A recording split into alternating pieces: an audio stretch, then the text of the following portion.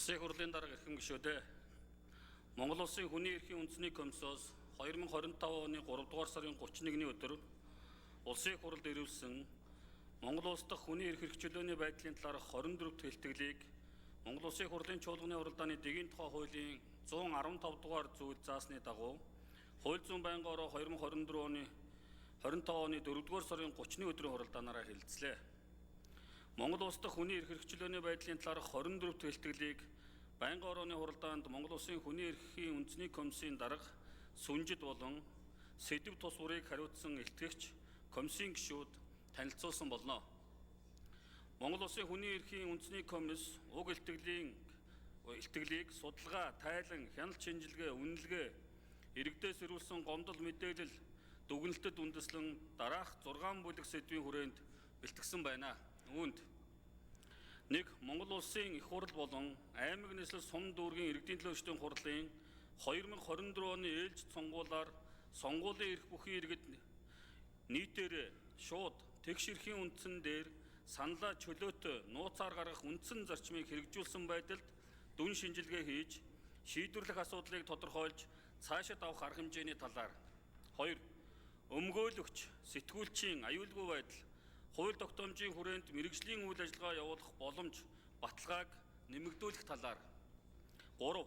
Цахим хөгжлийн суур нөхцөл, хууль сахиулах, ял эдлүүлэх ажиллагаанд ашиглаж буй зарим төрлийн технологийн хүний эрхийн үнэлгээ, хиймэл оюун ухааны бодлого, зохицуулалт болон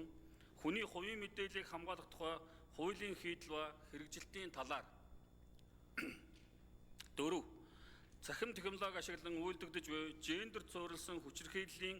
өнөөгийн нөхцөл байдал, анхаарах асуудал, цаашид авах арга хэмжээний талаар 5. Эрүүгийн хэрэг хэн шийдвэрлэх ажиллагаанд дах бэлгийн хүчирхийллийн хохирогч, хүүхдийн эрх хамгааллын асуудлын талаар 6. Шударгаар шүүлгэх эрхийн хэрэгжилт болон цаашид авах арга хэмжээний талаар тусгажээ. Байнгын орооны хуралдаанаар уг асуудлыг хэлцэх үед улсын хурлын гишүүн энэ алтан уяг мөрдөн байцаах, прокурор, шүүх зэрэг хяналтын байгууллага хэрэг хэн шийдвэрлэх ажиллагаанд иргэний эрхийг зөрчиж буй эсэх асуудлыг тодорхойлж, эдгээр байгууллагуудын үйл ажиллагааг сайжруулах, магадлангаар оруулах процессын тэгш шударга байдлыг хэрхэн хангах талаар улсын хурлын гишүүн эм Нарантуя Нара Монгол Улсын засгийн газраас хүүхдийн бэлгийн хүчирхийлэлд өртөж байгаа асуудлыг шийдвэрлэхэд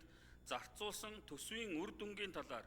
хүүхэд хамгааллын төсөв нэмэгдэж байгаа боловч бэлгийн хүчирхийллийн эсрэг үр дүнтэй арга хэмжээ авах боломж хязгаарлагдмал хэвээр байгаа шалтгааны талаар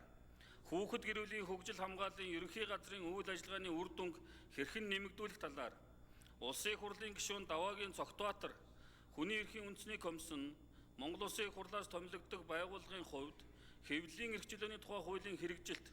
сэтгүүлчдийн эрхийг хамгаалах асуудалд хэрхэн анхаарч ажиллаж байгаа талаар, өргөдөл гомдол гаргасан тоо баримт болон тэдгээрийн шийдвэрлэлтийн талаар улсын хурлын гишүүн Сайн Зориг 2019 онд үндсэн хуульд оруулсан улсын хурлын сонгуультай холбоотой өөрчлөлтийн талаарх хүний эрхийн үндэсний комиссийн байр суурийн талаар улсын хурлын гишүүн Зэ Сандаг Очир Монгол Улсын хүний эрх хэрэгжүүлээний байдлын талаарх 21, 22, 23 дугаар хэлтгэлтэй холбогдуулан улсын хурлаас баталсан тогтоол шийдвэрүүдийн хэрэгжилтийг хэрхэн дүгнэж байгаа, эдгээр шийдвэрийн биелэлд хангалтгүй байгаа тохиолдолд илтгэл, тайланг, боловсруулах, үр ашиг, ач холбогдлыг хэрхэн үнэлэх талаар шүүх прокурор, цагдаа, шүүхийн шийдвэр гүйцэтгэх байгууллагууд гарсан шийдвэрүүдийг хэрэгжүүлэхэд ахиц гаргахын тулд ямар арга хэмжээ авсан талаар салбарын холбогдох байгууллагууд сургалт сурчлагын чиглэлд хэрхэн хамтран ажиллаж байгаа болон тухайн байгууллагуудын ажилтнуудын хүний эрхийн талаарх мэдлэг ойлголт нь ямар төвшөнд байгаа талаар асуулт асууж хариулт авсан болно. Байнгын орооны хуралдаанаар улсын хурлын гишүүн П. Сайн Зориг хүний эрхийн асуудал нь зөвхөн хууль зүйн байнгын орооны асуудал биш бөгөөд парламент цаашид ямар асуудал дээр бодлогын шийдвэр гаргах, ямар асуудал дээр зохион байгуулалтын шинжтэй арга хэмжээ авч төрийн бусад байгууллагыг чиглүүлэн ажиллах зэргийг анхаарах талаар хүний эрхийг хангах асуудал нь урт удаан хугацаанд үргэлжлэх процессын шинжтэй үйл явц гэдэг утгаараа түүнд зарцуулах төсөв, хөрөнгө, нэг удаагийн шинжтэй бус хэрхэн давтамжтайгаар төрийн бодлого шийдвэрийг үргэлжлүүлэх гэдгээс хамаардаг тул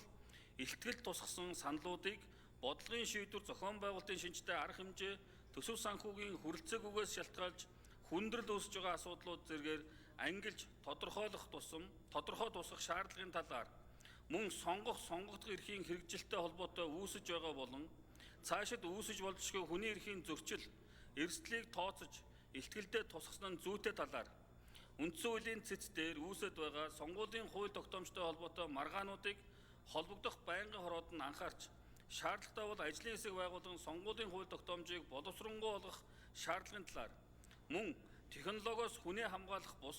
технологи ба хүний эрхийн тэнцвэртэй байдлыг хэрхэн хангах, технологи эзэмшигчийн хариуцлагыг хэрхэн нэмэгдүүлэх зэрэг асуудалд анхаарах, үндсэн хууль заасан шударга шүүхээр шүүлэх эрхийг шударгаар шүүлгэх эрхийн хэрэгжилт гэж томьёолон тусгасан нь зөв зүйтэй талаар тус байр суурь илэрхийлсэн болно. Монгол Улсын хурлын чуулганы уралдааны дэгийн тухай хуулийн 115 дугаар зүйлийн 115-ын 5 дахь хэсэгт энэ хуулийн 115-ын 2-ын 3, 115-ын 2-ын 15 заасан илтгэл тайлан холбогдох байнгын ороо нэгдсэн хуралдаанд заавал танилцуулах бөгөөд бусад тайлан илтгэл мэдээллийг холбогдох байнгын ороо хэлцээд шаардлагатай гэж үзвэл нэгдсэн хуралдаанд танилцуулж болно гэж заасны дагуу